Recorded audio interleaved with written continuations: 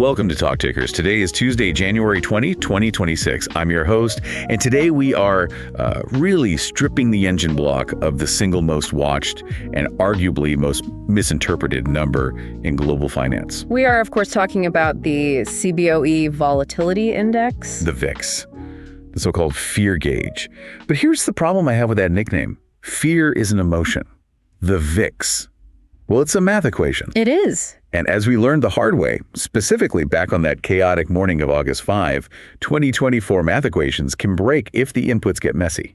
That distinction is everything. I mean, if you treat the VIX like a thermometer, you just assume it's passively reading the temperature of the room. Right, if it's a 65, the room must be on fire. Exactly. But sophisticated traders know the VIX is actually a derivative of a derivative. It is a complex calculation based on how much people are willing to pay for options. And sometimes the price of those options has nothing to do with fear and everything to do with, market plumbing. And that's our mission for this deep dive. We aren't just defining the VIX. We are going to disassemble it. We'll look at the zero bid rule that caused that flash crash anomaly, the evolution from the OEX to the SPX. And how the smartest players in the room use convexity to hedge tail risk. Because if you were watching the screens on August 5, 2024, and you didn't understand the mechanics, you probably panicked at the exact bottom. Which is exactly what the mechanics tricked a lot of retail and even some institutional money into doing. So let's establish the baseline before we start breaking it all down. When we see that number flashing on the screen, VIX 20, VIX 30, what are we technically looking at? Because it isn't just volatility in some abstract sense. No, it's very, very specific. The VIX represents the market's expectation of 30-day forward-looking volatility for the S&P 500. And forward-looking is the key phrase there. It is. Historical volatility tells you how much the market moved last week. The VIX tells you how much the options market thinks it will move next month. So it's the difference between looking at a car crash in the rearview mirror and staring through the windshield at a pileup ahead. That's a perfect way to put it. And technically, it's derived from a strip of S&P 500 options, the SPX options. It just aggregates the prices of puts and calls across a range of strike prices to spit out that one number. And we have this general rule of thumb. I mean, below 20, the water's calm. Stability, stress-free periods. Institutional investors are usually selling premium then. But above 30, you're usually in a crisis. Correct. And historically, we see that inverse correlation. When the S&P 500 tanks, the VIX spikes. But it's important to understand why that happens. It isn't magic. It's supply and demand. It's just supply and demand. The market drops and fund managers rush to buy put options to stop the bleeding. You're buying flood insurance while the water is rising. Exactly. That huge surge in demand for puts drives up their price. And since the VIX calculation is based on those option prices, the index just shoots up. A rising VIX is really just a reflection of expensive insurance premiums. But this is where the history becomes really relevant. Because the VIX we trade today isn't the one that was invented back in the late 80s. The plumbing has changed. It has. It started with Menachem Brenner and Dan Galai in 1989. They published a paper proposing a sigma index. Right. But the CBOE didn't actually launch a product until 1993 with the help of Bob Whaley. And here's the catch. That 93 VIX wasn't even looking at the S&P 500. It was based on the OEX, the S&P 100. I actually remember seeing the backtesting on this. The original calculation was much, much narrower. Right. It was a narrower slice of the market. And crucially, it only used at-the-money options. So it was a decent proxy, I guess. But it didn't capture the full picture of how institutions hedge. It sort of assumed volatility was symmetric. Which we all know it isn't. A market takes the stairs up and the elevator down. Exactly. The big shift, the one that gave us the modern VIX, happened in 2003. The CBOE partnered with Goldman Sachs to completely overhaul the methodology. And that's when they switched to the S&P 500, the SPX. They did, which is where the real institutional liquidity lives. But more importantly, they broadened the calculation to include a wide range of out-of-the-money options. And that's what allows the VIX to capture the volatility smile. Precisely. In the real world, investors are much more terrified of a crash than they are excited about a rally, so they'll pay a huge premium for deep downside puts. By including those out-of-the-money puts, the modern VIX better reflects that fear of the left tail event. Okay, so we have a robust, mathematically sound index designed by Goldman Sachs and the CBOE. It works great until Monday, August 5, 2024. The day the VIX broke. Or at least the day the thermometer shattered. I really want to drill down on this because it's the perfect case study. So set the scene for us. It's pre-market. The Japanese yen carry trade is unwinding. Asian markets are down double digits. There's real macro anxiety. For sure. But then the VIX does something that, just shouldn't be possible given the S&P move. It was startling. On the previous Friday, the VIX closed around 24. A little elevated, but normal. By 8:30 a.m. Monday morning, before the U.S. market even opened, the spot VIX hit 65. 65. That's a 180% move. To put that in context, a VIX of 65 is usually reserved for, the collapse of Lehman Brothers, the start of a global pandemic. It implies the financial world is ending. But here was the anomaly. While the spot VIX, that headline number, was screaming Armageddon at 65, the VIX futures were trading below 35. That is a massive disconnect. Yeah. Usually spot and futures are tethered. If the spot price is 65, the futures should be dragging up towards it. But they weren't. The futures market was effectively saying, we don't believe you. So the market where people are betting actual capital was signaling that this spike was artificial. And they were right. The spike wasn't driven purely by fear. It was driven by illiquidity and this little-known rule called the zero bid rule. Okay, this is the technical nugget I want to unpack, the zero bid rule. How does a lack of buyers cause the price of volatility to double? So the VIX calculation uses a strip of out-of-the-money puts. But to be included in the calculation, an option has to have a valid, non-zero bid. Someone has to be willing to buy it. Which makes sense. If it's worthless, throw it out so it doesn't drag the average down. In normal markets, yes. But in that pre-market session on August 5th, liquidity just evaporated. Market makers pulled their quotes. They couldn't hedge their risk effectively.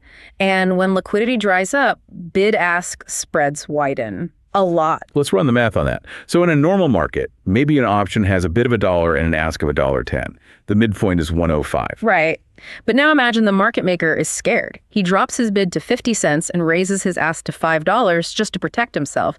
The spread is massive. So the VIX algorithm looks at that. 50 cents plus $5 divided by 2. Right. Suddenly the midpoint is 275. Exactly. The price has mechanically jumped from $1.05 to $2.75, not because a trade happened there, but because the spread widened. The VIX algorithm sees these inflated midpoints and assumes, wow, insurance must be exploding. But it gets worse, right? Because of the zero bid rule, didn't some of those options just disappear from the calculation entirely? They did. Because of the liquidity vacuum, you had these holes in the option chain where bids dropped all the way to zero.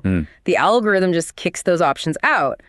So the remaining options, the ones with those massive artificial spreads, had an outsized influence on the final number. I remember Larry Summers pointed this out at the time. He said, we were basically looking at a mirage caused by illiquid instruments. The SEC confirmed it later. They put out a paper showing that while, yes, there was genuine demand for puts, the primary driver of that move to 65 was the widening of the mid-quote prices. So if you were an investor who woke up that morning, saw VIX 65, and sold your entire portfolio, you were reacting to a glitch in the matrix. You were selling into a liquidity hole. You were providing liquidity to the market makers who were widening their spreads. You were paying the panic tax. And that brings us to the most important lesson for trading this thing. You have to check the plumbing. When spot VIX disconnects from VIX futures that aggressively spot at 65, futures at 35, it is usually a signal that the spot number is broken. It's a classic mean reversion signal. It really is. And that's the nature of volatility. Unlike a stock, which can theoretically go up forever, volatility can't. It's mean reverting. It has this gravity that pulls it back to its long-run average, which is around 21. It snaps back like a rubber band. And the further you stretch that rubber band, like we saw on August 5th, the harder it snaps back. That creates opportunity, but only if you know how to trade it. And you can't just buy the VIX. No, and that's where a lot of retail investors get burned. You can't log into your brokerage account and buy one share of VIX. It's an index. Right, you can't own it. You have to go into the derivatives market. You're trading VIX futures, VIX options, or those ETPs like VIXY or VXX. And this is where the bucket approach in the calculation becomes important. The VIX isn't just looking at options expiring in exactly 30 days, because those almost never exist. Right, options expire on Fridays, sometimes daily now, but you never have a perfectly clean 30-day window. So the calculation uses a weighted blend. It takes a near-term bucket of options, say 23 to 30 days out, and a next-term bucket, less than 37 days out, and it interpolates between them to create the synthetic 30-day horizon. Which means when you trade VIX futures, you're betting on what that synthetic calculation will be at a specific date in the future. Precisely. And this leads to the concept of the term structure versus the futures curve. The term structure is what S&P options cost right now, today. The futures curve is what the market thinks the VIX will be next month or 3 months from now. And usually that curve slopes upward. It's in contango. The market assumes the future is scarier than today. Right. But during a crash, it flips. It goes into backwardation. The near term is terrifying, so the spot price is higher than the future price.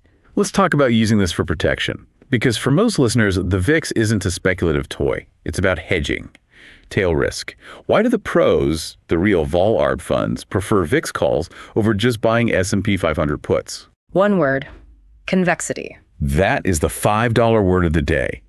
Break down convexity for us, because this is where the VIX really shines. Well, a linear payoff is simple, right? You buy a stock, it goes up 10%, you make 10%. Simple enough. Convexity is exponential. If you buy deep out-of-the-money VIX calls, say, betting the VIX goes to 40 when it's currently at 15, those options are dirt cheap. They're just pennies. Because the probability of them paying out is statistically very low. Correct. Most of the time, they expire worthless. It's a sunken cost. But if a black swan event hits a pandemic, a war, even a plumbing break like August 5th volatility doesn't just go up 10%, it can go up 200%. Those penny options can explode in value by 1,000 or even 10,000%. So a very small amount of capital allocated to VIX calls can offset a huge loss in your equity portfolio. It's leverage without borrowing money. That's the math. Buying puts on the S&P 500 is expensive. Everyone knows the market could go down. Buying out-of-the-money VIX calls is like buying a lottery ticket where the jackpot is market collapse. You only need a tiny allocation. But the catch is timing. This is the widowmaker trade if you get it wrong. If you buy a 30-day call and the market crashes on day 31, you lose everything. And that is why professionals use a ladder approach. You don't just buy one expiration. You might hold calls expiring in 30 days, 60 days, and 90 days all at once. As the near-term one expires, you roll it out. So you're constantly paying premiums. Those feel like throwing money into a fire. That is the cost of carry.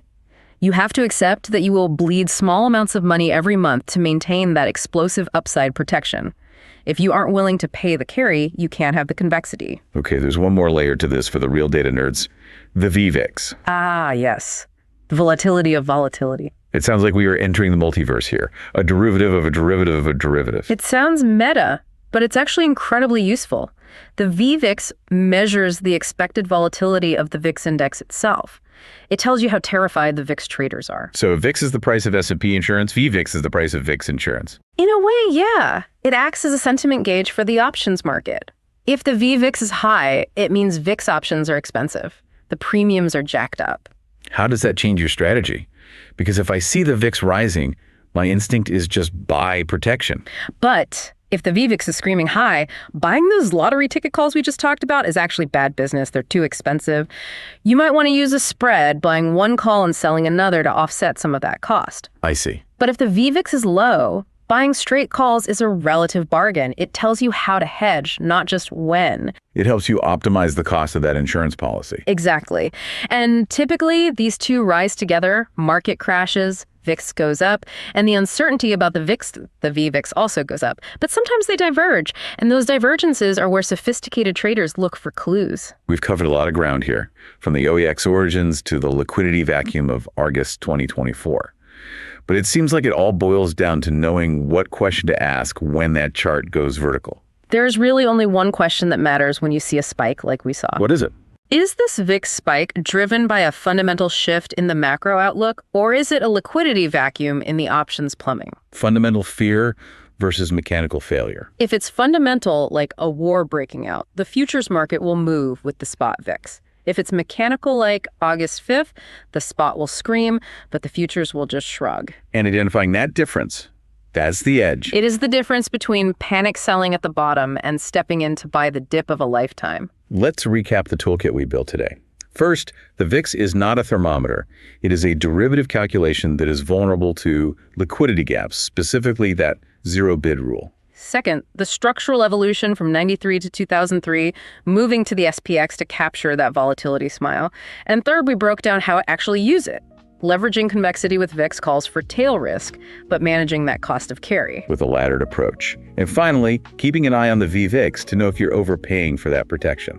Volatility is an asset class. And like any asset class, the more you understand the mechanics, the less you have to rely on luck. It turns out, The fear gauge is a lot less scary when you know how the engine works. That is it for this deep dive. Thanks for listening to Talk Tickers. See you next time.